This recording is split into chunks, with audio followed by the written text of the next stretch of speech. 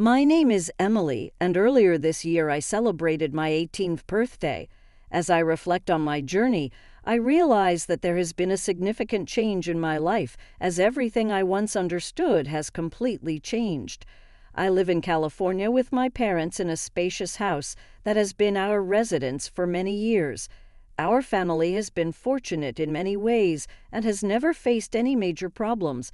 Financial problems never bothered us, which allowed us to enjoy a life free from serious hardships. My father, a dedicated real estate agent, has worked hard to build his career. He is a strong and resilient man, and his stern disposition reflects his character. He has always been a role model for me, and I have always admired his confidence and determination. He instilled in me the belief that with enough effort, one can achieve anything, and I constantly strive to live up to his expectations. On the other hand, my mom is the heart of our family. She is a kind and gentle teacher who always puts us first. She is patient, caring, and always willing to come to our aid when we need it.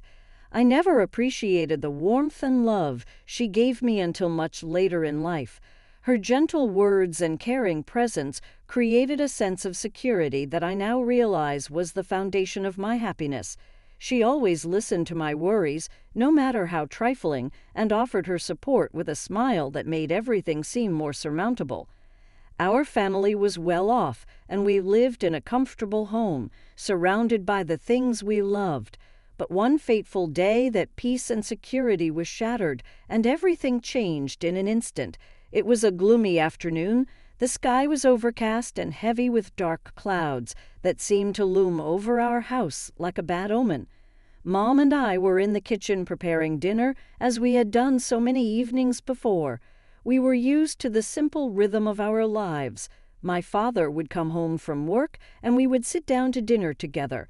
It was a soothing routine that made me feel safe and connected to my family. The kitchen was warm with the soothing smell of my mom's soup simmering on the stove.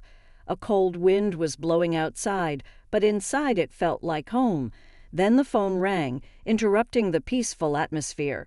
My mother answered it, and I heard my father's voice on the other end. I knew immediately from the tone of his voice that something was wrong. It wasn't his usual confident, calm voice. He sounded defeated, almost broken. He told my mom that his company was bankrupt, that the money was gone, and that he had no way to fix the situation. "Everything is lost," he said. "We're going to have to sell the house. Our house, the house where we spent so many years, where I grew up. It was going to be taken away." I froze in place, looking at my mother's face, pale with disbelief. I watched her try to remain calm, but I could see the fear and confusion in her eyes. She asked him what we should do next. "You too should go back to the village." My father's voice sounded depressed. "Go live with grandfather. At least there we still have a roof over our heads."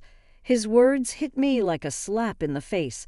I couldn't understand how everything had changed so suddenly. It seemed as if the ground beneath my feet had gone out from under me, and I was falling into an unknown abyss.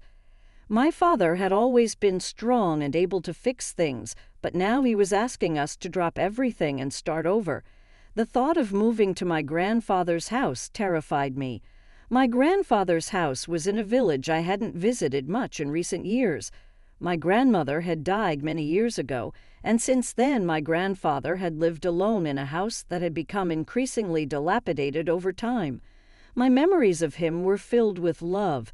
He always pampered me and treated me like his greatest treasure, but I hadn't seen him in so long, and the thought of living with him again was unsettling.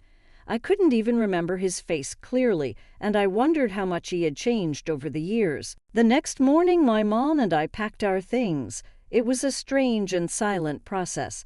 Dad disappeared after giving us the news, and I was left alone with the reality of what was happening. Mom and I moved mechanically, folding clothes and packing into suitcases. The house that had once been filled with laughter and warmth now seemed empty and cold. As we drove out of town, it was just the two of us in the car. The scenery around us changed from tall buildings and bustling streets to open fields and dirt roads. The air became quieter, emptier, and I felt an overwhelming sense of sadness come over me, like I was leaving behind everything that had been my life. I couldn't shake the feeling that we were leaving our old home, the city. Everything we knew was slipping away, and in its place was only the uncertainty of what lay ahead. When we finally arrived at my grandfather's house, it felt like we had entered another world. The house looked just as I remembered it. Old and shabby from the years, the roof faded, the paint on the walls peeling, exposing the old bricks underneath. It was surrounded by a large garden with fruit trees, but even the trees looked neglected, their branches heavy and tangled. I hesitantly stepped out of the car, not knowing what awaited me. This was not the warm and welcoming home I had once known. The house stood like a relic of the past, a reminder of all we had lost. I felt a lump form in my throat, trying to come to terms with the reality of our new life. But then the door creaked open, and my grandfather stood before us. He was thinner than I remembered, his back hunched with age, his deep-set eyes seeming older, wiser, yet aloof. When he saw us, he smiled, and for a moment I thought everything was going to be okay. There was still warmth in his smile. We greeted the grandfather, and he led us into the house. The furniture was simple and old, but you could see that he had tried to make it as comfortable as possible.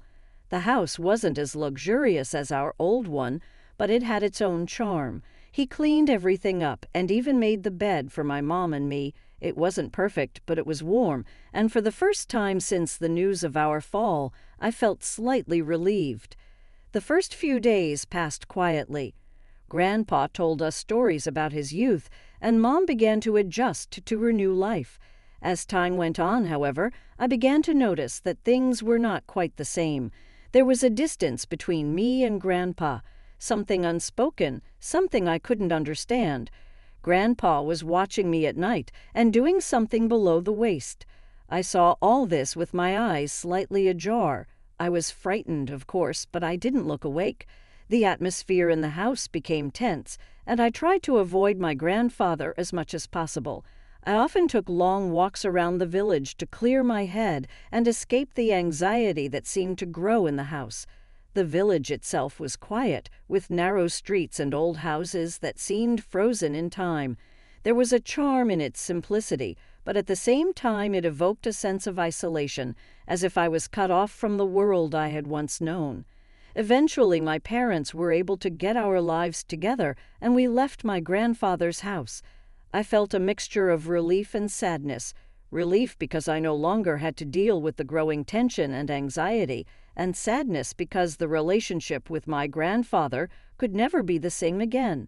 As we drove away from the house, I took one last look at my grandfather standing in the garden. His face was filled with regret and sadness, and I felt the weight of what had happened, but it didn't matter anymore. I knew we had to move on, even if it meant leaving behind parts of our past that could never be brought back. The most important lesson I learned from this experience is the importance of respecting boundaries, especially in relationships with family. It's important to trust your feelings and speak up when something is not okay. Silence can make things worse and lead to long-term emotional damage. If something makes you uncomfortable, it is important to speak up and seek help from those you trust. Always advocate for yourself and maintain relationships based on mutual respect and understanding. I also learned that life can change in an instant, and things we take for granted can be gone before we even realize it. It's important to be resilient and adaptable, to find strength even when everything around you seems to be crumbling. Moving forward, I promised myself that I would always listen to my instincts and never let fear keep me from standing up for what feels right. As we settled into our new life, I began to appreciate the little things that brought us joy, the quiet moments with my mom, the simple meals we ate together, and the laughter that slowly returned to our days. It wasn't the same life we had before, but it was still ours, and that was enough. I realized that even in the midst of uncertainty, there is always hope, and that sometimes the hardest trials can teach us the most valuable lessons about who we are and what really matters.